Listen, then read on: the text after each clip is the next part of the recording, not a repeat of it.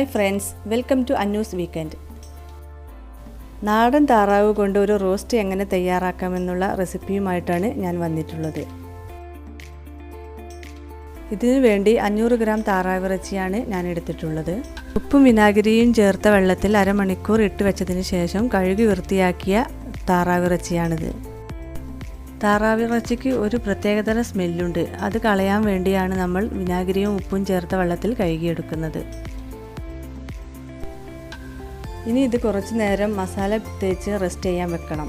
അതിനു വേണ്ടി 2 ടീസ്പൂൺ മുളക് പൊടിയും 1/2 ടീസ്പൂൺ മഞ്ഞൾപ്പൊടിയും 1/2 ടീസ്പൂൺ കുരുമുളക് പൊടിയും ആവശ്യത്തിന് ഉപ്പും 1 ടേബിൾ സ്പൂൺ വിനാഗിരിയും ചേർത്ത് മിക്സ് ചെയ്ത് അരമണിക്കൂർ മാറ്റി വെക്കാം.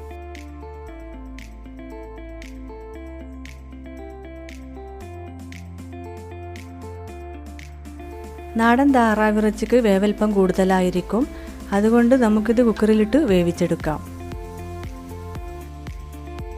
കുക്കറിലേക്ക് മാറ്റിയതിന് ശേഷം ഒരു തണ്ട് കറിവേപ്പിലയും 1 സ്പൂൺ വെളിച്ചെണ്ണയും കുറച്ച് വെള്ളവും ചേർത്ത് വേവിച്ചെടുക്കുകയാണ് ചെയ്യുന്നത്.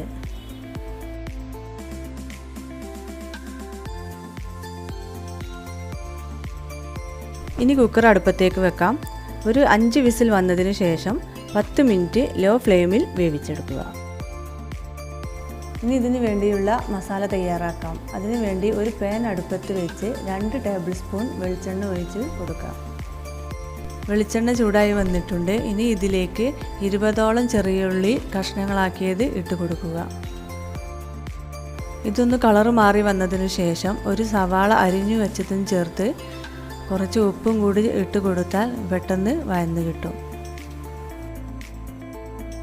ചെറിയ ഉള്ളി നമുക്ക് എത്ര വേണമെങ്കിലും ചേർക്കാം. ചെറിയ ഉള്ളി കൂടുന്നതിനനുസരിച്ച് നമ്മളുടെ ഡക്ക് റോസ്റ്റിന് ടേസ്റ്റ് കൂടും. ഇനി ഇതിലേക്ക് 3 പച്ചമുളക്, കുറച്ച് വെളുത്തുള്ളി, ചെറിയ കഷ്ണം ഇഞ്ചി എന്നിവ ചേർത്ത് കൊടുക്കാം. ഇനി ഞാനിതിലേക്ക് 1/2 ടീസ്പൂൺ കുരുമുളക് പൊടിക്കാത്തത് ചേർത്ത് കൊടുക്കുന്നുണ്ട്. ഒരു വലിയ തക്കാളി അരിഞ്ഞതും ചേർത്ത് കുറച്ച് കറിവേപ്പിലയും ചേർത്ത് വഴറ്റിയെടുക്കാം.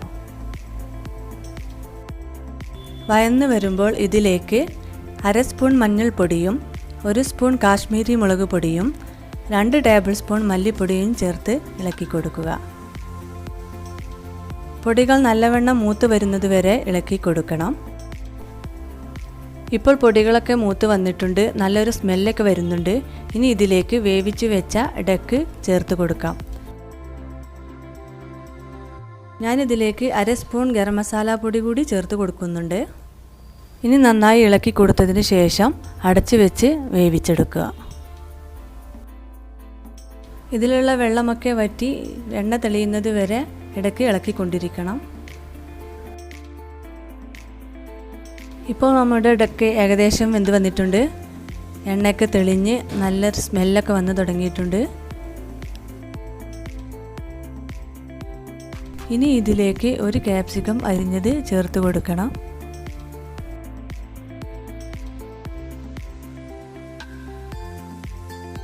ക്യാപ്സിക്കം ഒന്ന് കുക്കാവാൻ വേണ്ടി ഒരു 5 മിനിറ്റ് ലോ ഫ്ലെയിമിൽ അടച്ചു വെച്ച് വേവിച്ചെടുക്കാം. ക്യാപ്സിക്കം കുക്കായി വന്നിട്ടുണ്ടാവും. ഇനി ഒന്ന് തുറന്നു നോക്കാം. നമ്മുടെ ഡക്ക് റോസ്റ്റ് തയ്യാറായിട്ടുണ്ട്. വളരെ ടേസ്റ്റി ആയിട്ടുള്ളൊരു വിഭവമാണിത്. ഇത് ചപ്പാത്തിയുടെ കൂടെയോ ചോറിൻ്റെ കൂടെയൊക്കെ കഴിക്കാൻ നല്ല കോമ്പിനേഷനാണ്.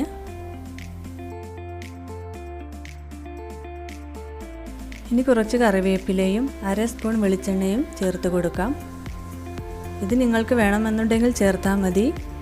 ചേർത്ത് കൊടുത്താൽ കൂടുതൽ ടേസ്റ്റി ആയിരിക്കും. ഇനി മൂടി വെച്ച് ഫ്ലെയിം ഓഫ് ചെയ്യാം. ഈ ഡക്ക് റോസ്റ്റ് നിങ്ങൾക്ക് ഇഷ്ടപ്പെടാതിരിക്കില്ല. അതുകൊണ്ട് എല്ലാവരും ഒന്ന് ട്രൈ ചെയ്ത് നോക്കുക. ഇഷ്ടപ്പെട്ടാൽ ലൈക്ക് ചെയ്യുക, ഷെയർ ചെയ്യുക, സബ്സ്ക്രൈബ് ചെയ്യുക.